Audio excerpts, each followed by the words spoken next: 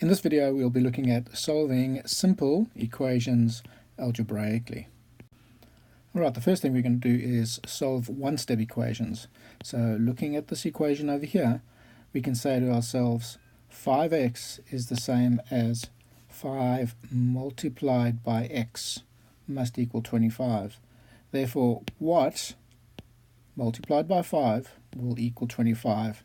And obviously the answer is x must equal 5, because 5 multiplied by 5 is equal to 25. Another example of a one-step calculation. 8 is equal to y subtract 13. So we've got to find the value of y, and this side of the equation must all balance out to 8. So we can say what subtract 13 must equal 8. And we know that that must be 21. Alright, so 21 subtract 13 is equal to 8. Therefore y must equal 21. Alright, well let's have a look at this type of equation. So we've got 10 is equal to a divided by 4. So our answer has to be 10. So what is the value of a divided by 4? And I reckon we know that that must be 40. Divided by 4 is equal to 10. Therefore a must equal 40. So these are all examples of one-step equations. We do one step and we can find the answer. Alright, well now we're going to look at solving two-step equations. In this example, we can see that we have a number on the left-hand side of the equation and we have a number on the right-hand side of the equation, and we have a coefficient in front of our pronumeral that we also need to sort out. Now what we need to do is we need to get this over here, the coefficient and the pronumeral, by itself, and we need to remove this 7. So what do? Well, this is a positive 7, so we're going to subtract the left-hand side of the equation by 7, and we're going to subtract the right-hand side of the equation by 7, because we need to keep the equation in balance. So it would look something like this. 7 minus 7 add 4a is equal to 23 subtract 7. Alright, so we know that 7 subtract 7 is 0, so this is going to be 4a is equal to 23 subtract 7 is equal to 16. Now finally we need to solve for a, and we know that 4 times something must equal 16, and we know that 4 multiplied by 4 is 16, therefore a is equal to 4.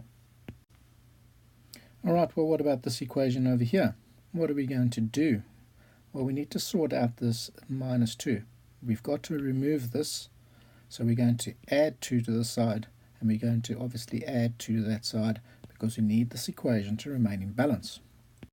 So once again, my working out will be like this. D over 3 subtract 2 add 2 is equal to 4 add 2. So minus 2 and plus 2 cancel each other out. So we have D over 3 is equal to 6. So therefore D must equal 18.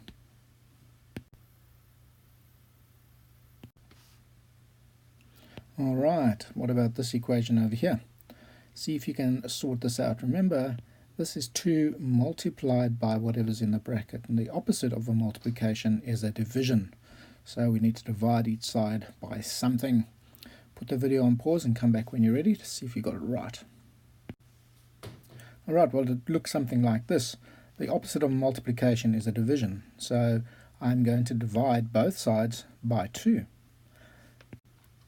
And I can simplify that by going like this, and that would be 6. So my therefore would be 6 is equal to e plus 1. And now I need to do something with this 1 over here, so I'm going to subtract 1 from this side, which means I need to subtract 1 from that side. So minus 1 plus 6 is equal to e plus 1 minus 1. And I know that cancels with that, and this is simplified to 5 is equal to e. Or in fact, e is equal to 5. Alright, well the most important thing is the rule that if you do something to the left hand side, you need to do something that is exactly the same to the right hand side. So remember, what you do on the left you need to do on the right, and that's pretty much what there is to solving equations algebraically.